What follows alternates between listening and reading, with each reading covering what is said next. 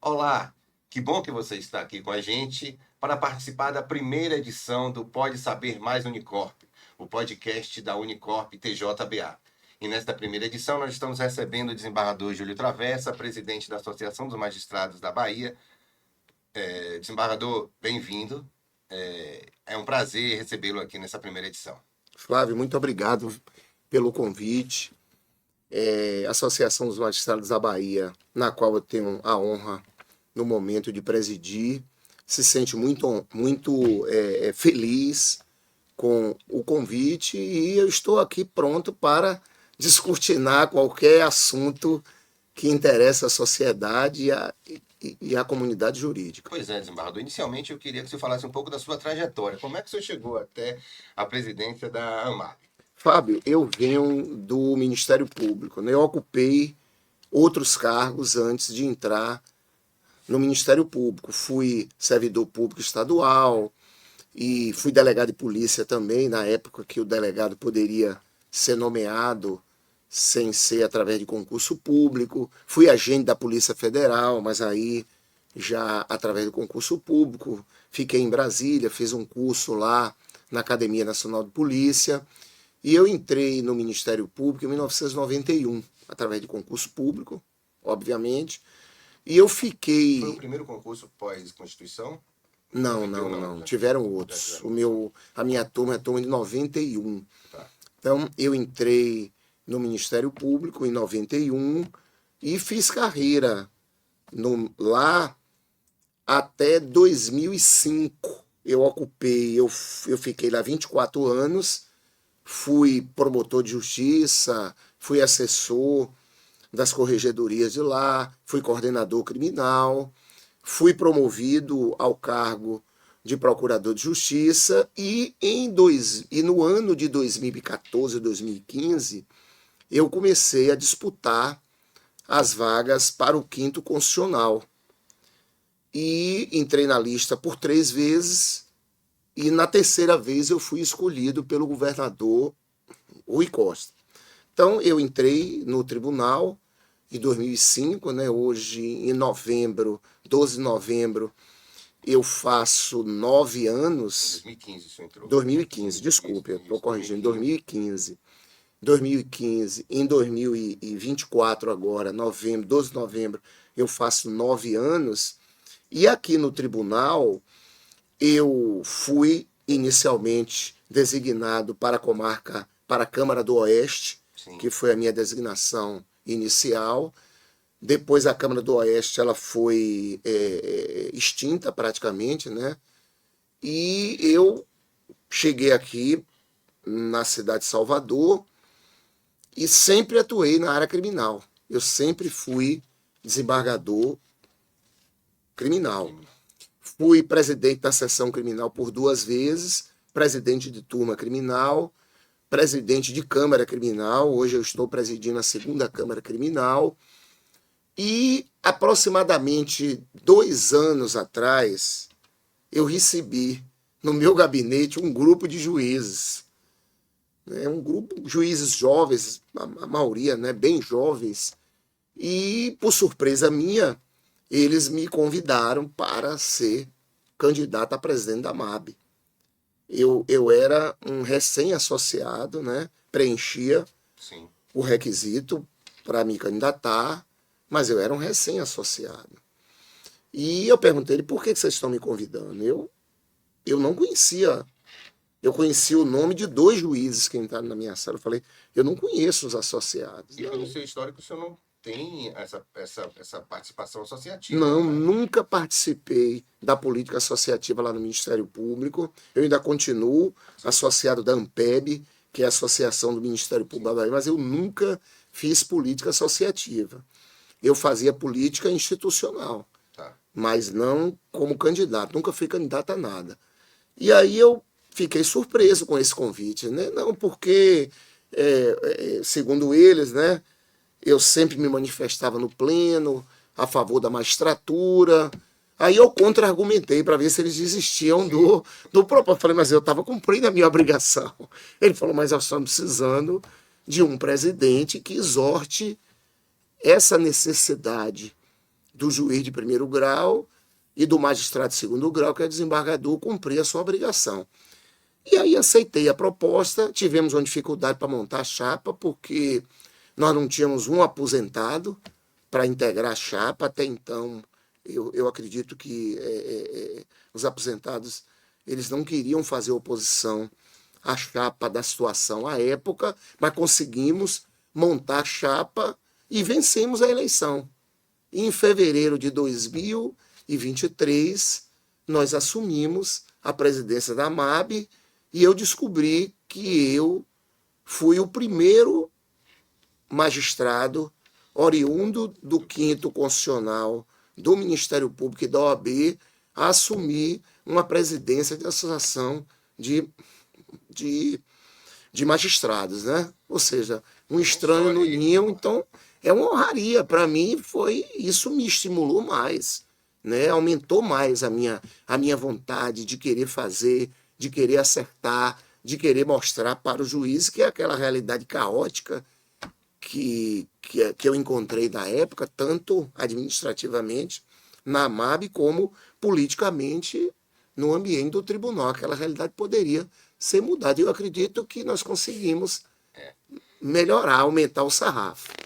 O senhor falou em querer fazer aí, e a gente olhando brevemente essas atividades que foram já realizadas nesse período, elas são inúmeras, mas eu acho que cabe a gente destacar essa interiorização, né? Esses encontros regionais que já têm sido realizados com sucesso. Queria que o senhor falasse de como surgiu essa ideia, como é que tem sido feito. Isso. A interiorização da MAB é um compromisso de campanha da nossa gestão.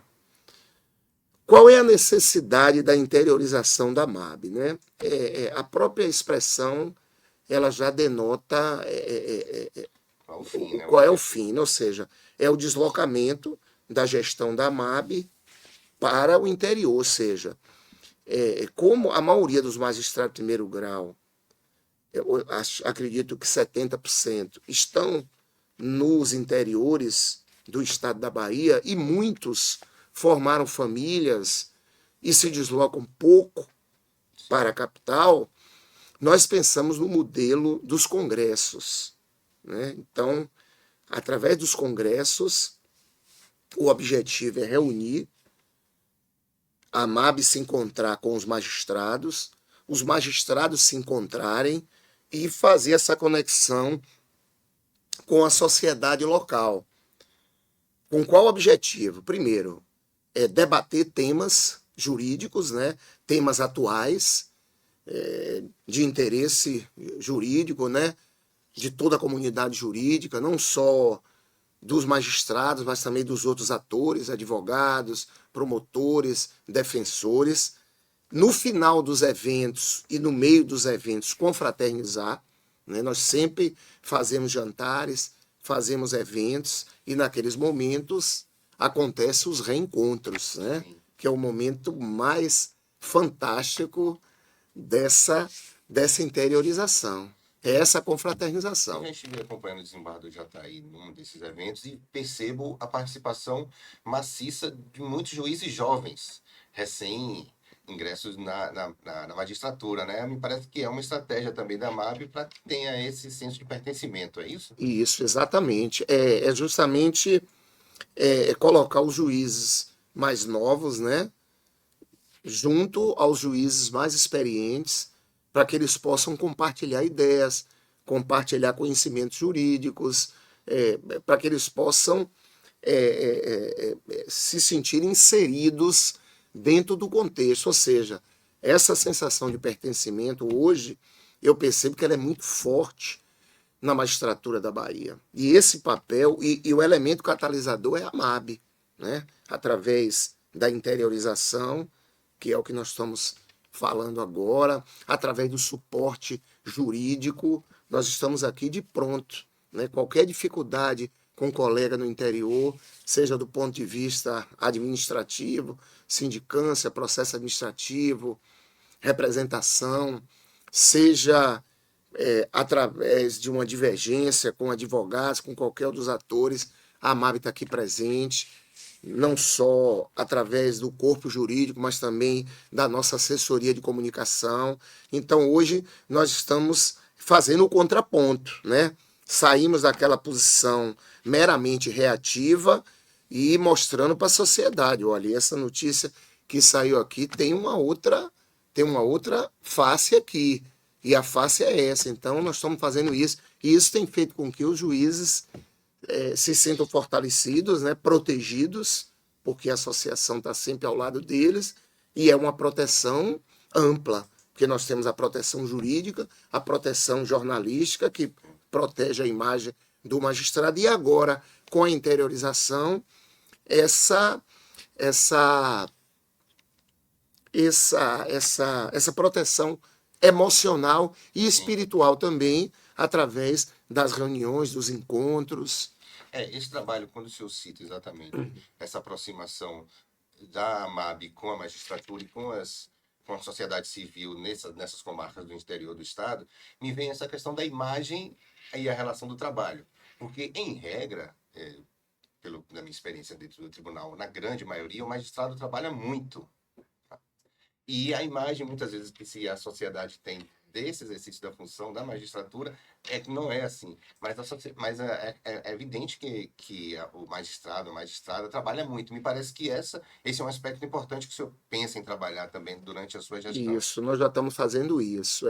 Nós percebemos, quando tomamos posse, que havia um certo receio, né, da sociedade com relação à postura do magistrado, né? E a Operação Faroeste, ela foi devastadora, ela foi positiva no ponto de vista porque afastou o joio do trigo, né? Ou seja, até agora, né, o CNJ, a Polícia Federal e a Procuradoria-Geral da República, elas cumpriram o seu papel ali, e esse processo está sendo julgado no STJ, né?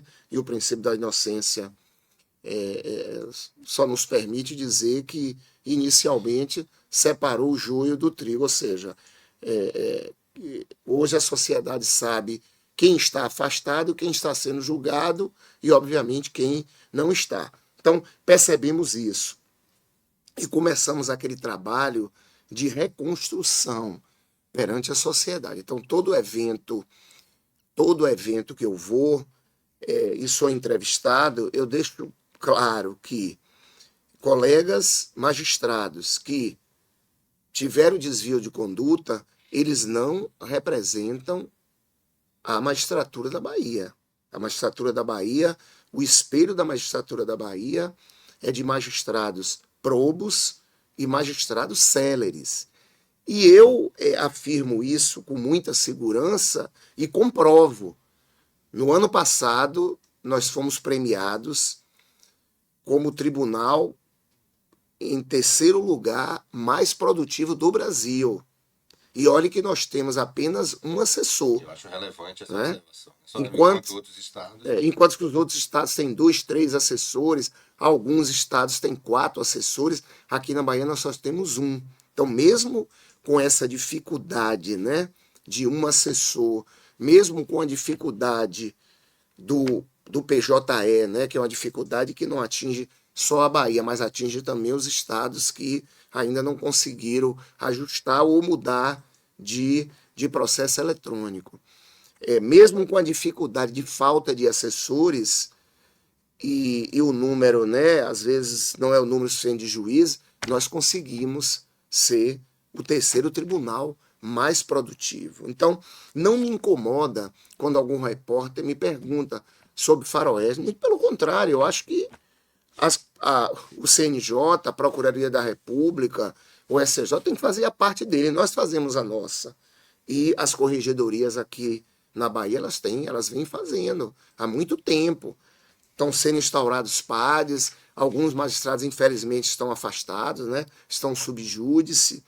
E esse trabalho vem sendo feito, né? Então, tudo isso que está acontecendo está mostrando para a sociedade que a magistratura da Bahia ela tem problemas como todas as outras magistraturas dos outros estados. Mas nós somos virtuosos também. Nós temos um grupo bom que trabalha muito diuturnamente. E a produtividade e o prêmio é uma demonstração clara disso aí. O terceiro lugar é uma resposta É uma resposta importante, clara, Claro. bem firme, bem evidente, né? E são dados do CNJ. Não é uma premiação de um instituto privado. É o próprio CNJ, com base nos dados estatísticos do sistema eletrônico, o CNJ chegou à conclusão que o Tribunal da Bahia é o terceiro tribunal mais produtivo do Brasil. E, desembargador, já agradecendo eu sei, dos compromissos que o senhor tem e nos atendeu com essa boa vontade, como sempre, eu queria encerrar escolhendo um tema que é a reforma da sede aqui em Salvador, em Piatã. Quais são as expectativas, como é que tem sido feitos os trabalhos lá na sede social? Isso. Além da interiorização, que nós já fizemos 3 congressos esse ano. Fizemos o primeiro em Vitória da Conquista, e lá conseguimos reunir mais de 150 juízes. Fizemos o segundo em Juazeiro e conseguimos reunir mais ou menos uns 120 a 130 juízes. Fizemos o último recentemente em Feira de Santana e conseguimos reunir também mais de 100 juízes. Ou seja, Sudoeste, Norte e aqui próximo a Salvador. Feira de Santana. E no ano que vem vamos continuar, ou seja, o nosso objetivo é abarcar a Bahia toda. E estrategicamente fazemos em conjunto com o Tribunal de Justiça da Bahia. Fizemos em conjunto com quais objetivos?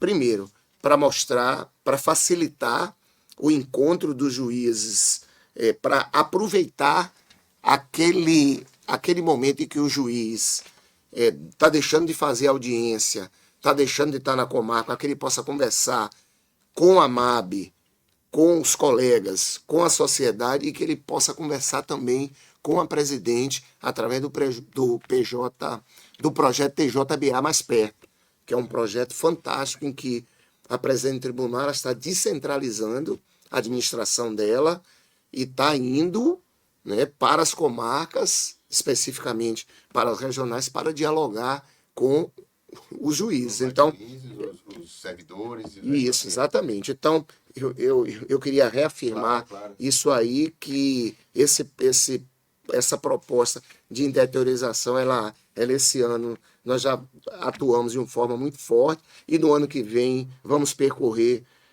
as demais regionais. E essa questão da reforma da sede, né? Nós temos uma sede em Piatã que tinha um restaurantezinho, né, bem pequeno, que não cabia nem 20, 30 pessoas. E nós temos quase 800 associados. Então, nós demolimos aquele espaço, né, que se chamava restaurante, e que era mais, a sede de Piatã, ela parecia mais uma sede de um clube de futebol amador. Aí eu brinco com os colegas, nós vamos fazer como Tricolor de Aço, como Bahia. Nós vamos transformar a MAB numa SAF.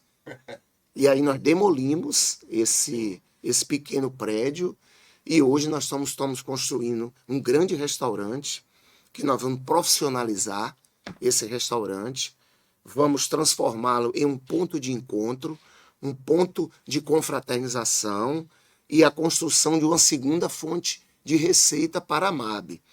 E no mesmo prédio do restaurante, no mezanino, nós vamos ter uma área em cima para fazer comemorar os aniversários das turmas. Sim. Então nós vamos construir uma agenda a partir da inauguração e vamos comemorar todo o aniversário das turmas. Em paralelo a isso, nós temos um outro projeto que é para gerar a terceira fonte de renda, porque a primeira fonte de renda é a contribuição dos associados. A segunda fonte de renda será o restaurante de alto nível.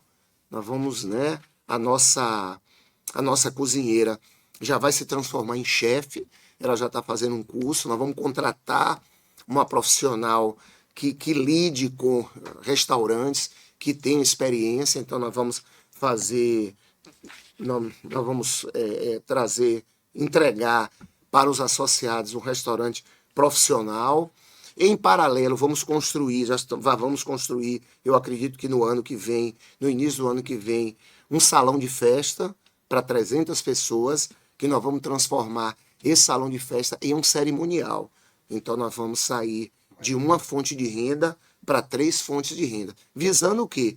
Não é colocar dinheiro na poupança, não é fazer com que a AMAB se transforme, né, seja amiga do gerente, não. Nós vamos pegar todos esses recursos e investir mais em encontros regionais, em congressos, para que a gente possa cada dia mais fazer com que os magistrados participem, palestrem, participem de eventos, confraternizem e sejam felizes, né? Que o objetivo da AMAB é justamente isso, é fazer com que o magistrado continue sorrindo como ele está sorrindo agora. Por que ele está sorrindo?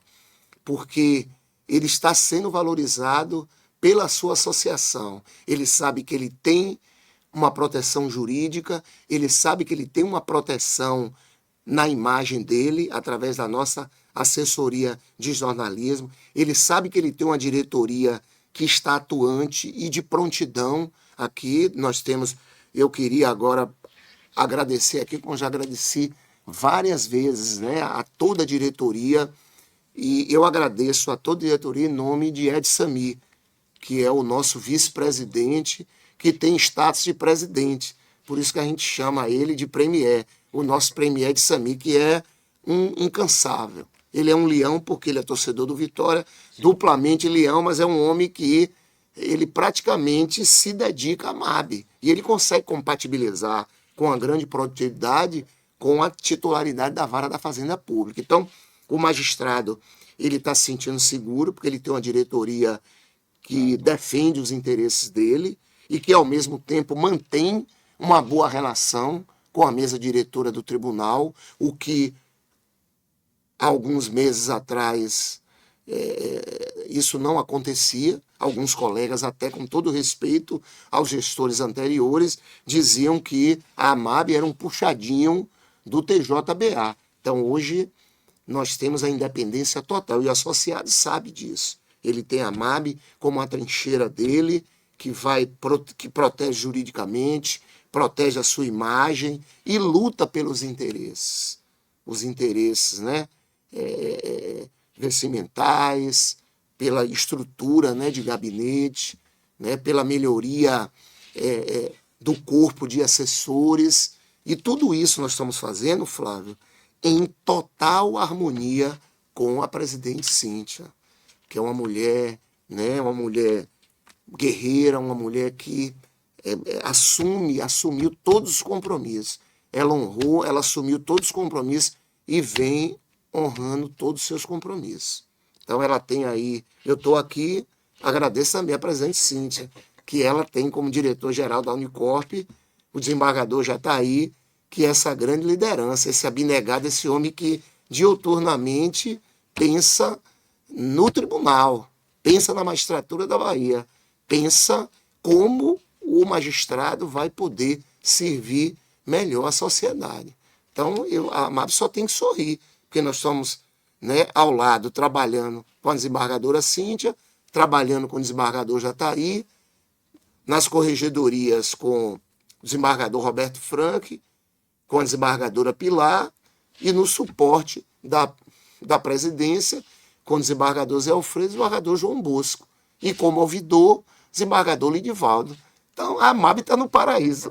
Nós não poderíamos ter um cenário melhor do que nós temos hoje. Então, muito obrigado. A AMAB agradece pela oportunidade, né, de poder falar. Né? São muitas coisas que acontecem diariamente. Eu vou pedir a você uma outra oportunidade para poder, talvez no final do meu mandato, para que a gente possa prestar compromisso para os associados e mostrar tudo o que foi feito. Então, desembargador, perdoando aqui a petulância, talvez você já está convocado para no final da gestão voltar aqui discorrer sobre todas as ações que já estão sendo feitas e que serão feitas para falar para todos os associados e para a sociedade baiana. Pronto. Tá? A gente agradece muito a sua presença e parabéns pelo desempenho aqui nesse período. E a gente volta na próxima edição com mais um convidado especial aqui do Pode Saber Mais Unicorp. Um abraço.